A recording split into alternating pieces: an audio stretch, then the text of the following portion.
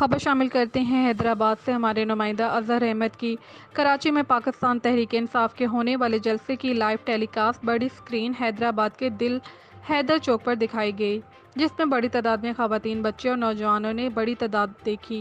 और ये live telecast Pakistan के 20 शहरों में दिखाई जा रही है।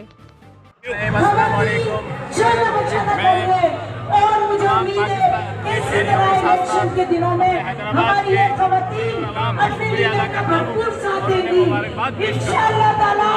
पाकिस्तान जिंदाबाद। जलसे के बारे में बोलो कराची। बिस्मिल्लाहिर्रहमानिर्रहीम। अल्हम्दुलिल्लाह कराची का जलसा जो है वो पूरे पाकिस्तान का सबसे बड़ा जलसा था, जिसमें 10-12 लोग थे।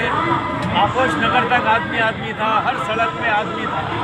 और इसी तरह हमने भाई आज हैदराबाद की आवाम ने साबित कर दिया जैसे पूरे पाकिस्तान की आवाम अपने खान के साथ थी, आज हैदराबाद की आवाम ने, हमारी ख़वातीन ने साबित कर दिया कि वो अपने लीडर के साथ शाना बशाना खड़ी है। और